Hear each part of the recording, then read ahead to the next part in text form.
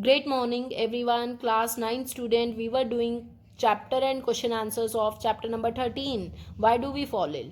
Proceeding towards our next question is conduct a survey in your neighborhood to find out what are the three most common diseases are.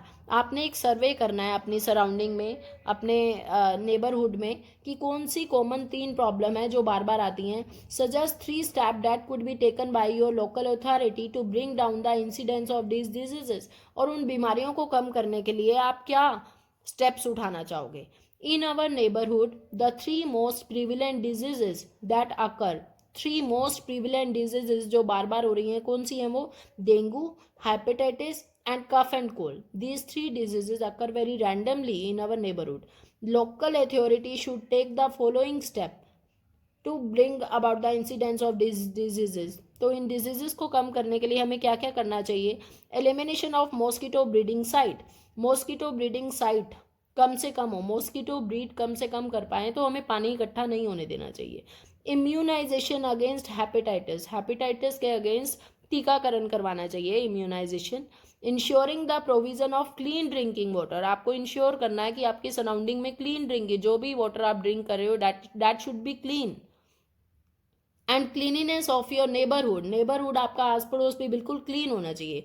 Regular garbage disposal practices, regular practice में होना चाहिए कि कूड़ा कहाँ इकट्ठा करना है और कहाँ उसको डिस्पोज करना है. तो अगर हाइजीनिक कंडीशन होगी तो आपको बीमारी से बीमार होने के चांसेस कम से कम होंगे.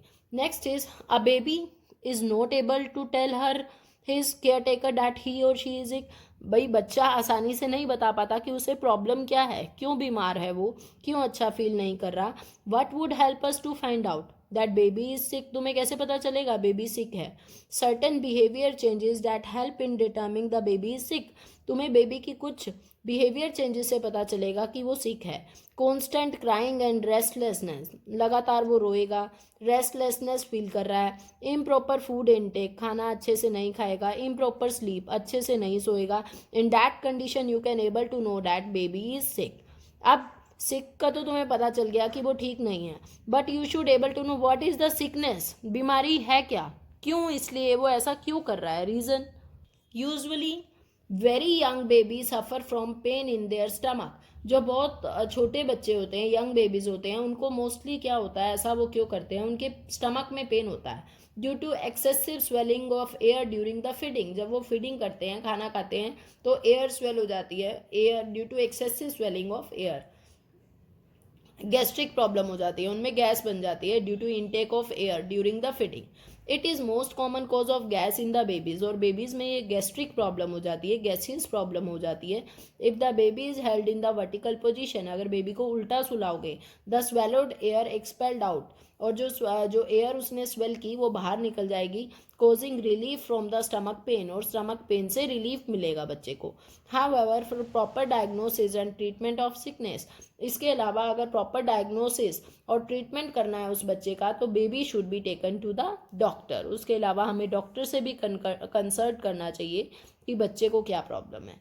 Next one is under which of the following condition a person most likely to fall sick. किस में बीमार होने के चांसेस बहुत ज़्यादा होंगे?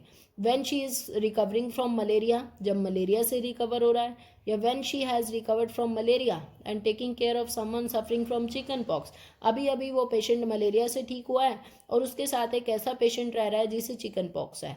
या when she is on the 4-day fast after recovering from malaria, malaria से रिकवर होने के बाद 4 दिन का उसने व्रत रखा, फास्ट रखा, and he is taking care of someone suffering from the chicken pox. और इसके अलावा वो किसके साथ रह रहा है? चिकन पॉक्स वाले इन्फेक्टेड पर्सन के साथ रह रहा है.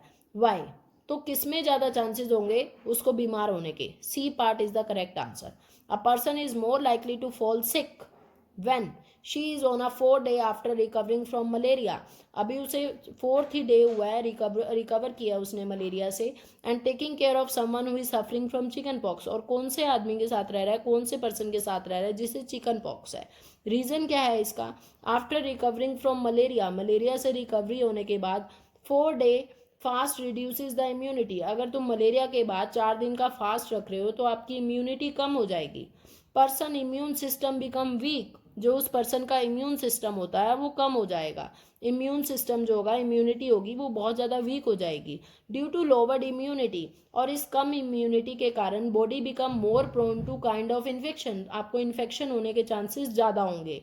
If she is taking care of someone suffering from chickenpox, इसके अलावा अगर वो उस पर्सन की केयर कर रहा है कि जिसे चिकन पॉक्स है, which is an infectious diseases, और चिकन पॉक्स बहुत ही इन्फेक्शियस डिजीजेज है, then she has more chances of getting infected, तो उसे ज़्यादा चांसेस होंगे इन्फेक्शन होने के चिकन पॉक्स वायरस से, and will get sick again with this diseases, और उसे फिर दोबारा सिकनेस होने के चांसेस हो जाएंगे, दोबारा बीमार पड़ने के चांसेस उसके बहुत ज़्यादा हो जाएंगे।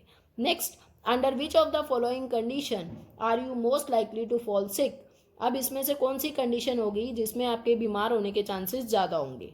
Van you are taking examination, जब आपके एग्जाम चल रहे होंगे। When you have travelled by bus and train for 2 days, मान लो अगर लगातार आप 2 दिन से बस से या ट्रेन से ट्रैवल कर रहे हो। When your friend is suffering from measles, जब आपका फ्रेंड मीजल्स से लड़ रहा है या मीजल्स की प्रॉब्लम है उसको, तो कौन सी कंडीशन में आपको बीमार पड़ने के चांसेस ज़्यादा होंगे। Answer will be C part. You are more likely to fall sick when your friend is suffering from measles. measles से अगर उसे measles की प्रॉब्लम है तो आपको ज़्यादा चांसेस होंगे बीमार पड़ने के। क्यों? This is because measles is an infectious viral diseases, measle infectious viral diseases है which can easily spread through the air. और कैसे फैलती है ये डिजीजेज? एयर से फैलती है। Thus if your friend is suffering from measle, मान लो अगर आपका कोई भी फ्रेंड मीजल्स की प्रॉब्लम है उसे, तो स्टे अवे फ्रॉम हिम और हर, उससे दूर रहना चाहिए। Otherwise you might easily get infected with the diseases, आपको डिजीजेज मीजल्स होने के चांसेस बहुत ज़्यादा हो जाएंगे। You might easily get infected with the problem of measles. तो इन 2 क्वेश्चंस में से आपको राइट आंसर चूज करना था। Part A B C, what will be the right answer? Under which of the following condition a person is most likely to fall sick? Out of these 3 options you have to choose one by giving the reason, by explaining the reason also given. I explained you the reason also. Similarly, out of these question number 6, he is giving you the 3 options, you have to choose one answer, and by giving the reason you have to explain this answer. With this I am going to end this video. We have covered the back exercise question answers of chapter number 13, why do we fall ill. Further we will continue in our next video. Thank you.